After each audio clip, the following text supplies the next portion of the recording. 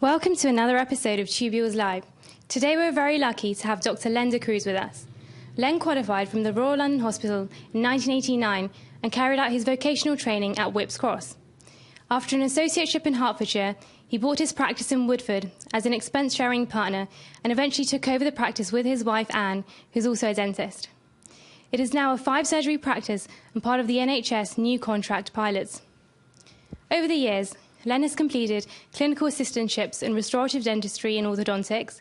He's also completed a Master's in Law and certificates in practice appraisal, medical education, and FGDP mentoring. Len has been a vocational trainer for many years, as well as an examiner for the MJDF. He also works as a dental legal advisor for dental protection and as a dental practice advisor for NHS England.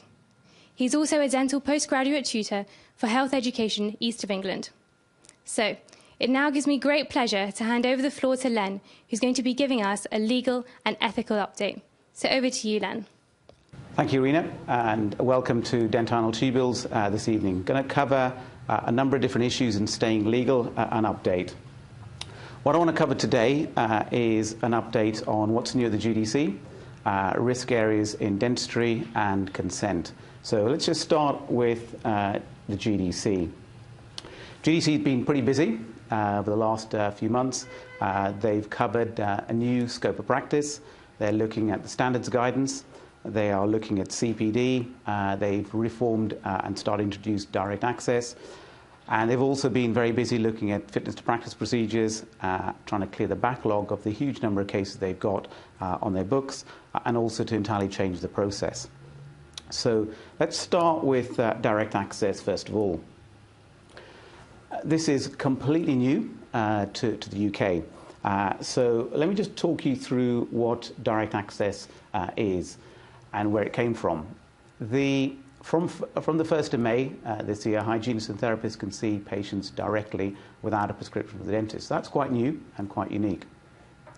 The background to that was the scope of practice and review by the Office of Fair Trading back in 2012, and what they considered to be anti-competitive restrictions enacting against the interest of consumers. So that was the starting point for the GDC to look at direct access. Once the issue came out in May from the GDC, the response from the profession was pretty varied, to say the least. The BDA had a pretty narrow view about what direct access meant, and they were concerned about it raising patients' safety issues. And their particular statement said their fear was that they could lead to health problems being missed in patients who choose to access hygiene and therapy appointments directly. Dental protection had a slightly different view, and the perspective dental protection took was because they have experience in a number of different countries, and one of those countries is New Zealand and Australia, and we already have direct access in those particular countries. And one of the things we've realized in those particular countries is, possibly as a consequence of direct access, but I'm not really sure, the incidence of periodontal claims are considerably less than pretty well any other jurisdiction that dental protection deals with. So we have a view that direct access to hygienists particularly may reduce the risk for periodontal disease, or the risk in terms of claims for periodontal disease. The other organisation that was quite keen and quite pleased to see this was the British Society of Dental Hygiene and Therapy, and it was very much welcomed by them. But as far as they're concerned, it's very much work in progress. So what does this actually mean in practice, both in terms of how you and I operate as practitioners, but also what it means for patients in general? The first thing to note is that direct access arrangements are not compulsory for DCPs. So if, as a hygienist, you decide you don't want to get involved in direct access, it's something you're nervous about, you're apprehensive about, well, there's no actual compulsion on you to do that. All the direct access GDC legislation allows you, it's enabling legislation. Also, there's no obligation on practice owners either, because if they feel uneasy about it, again, there's no compulsion on them to start that up. The other thing to note is it's not available under NHS arrangements, because a course of treatment requires an examination, an examination can only really be done by a dentist, and you have to be on the performer list to be a dentist. Therefore, NHS regulations, you can't actually have direct access. It's only under private arrangements. Direct access isn't basically a free-for-all. There is still a prescription required by law for medicines, local anaesthetics, and tooth whitening as well.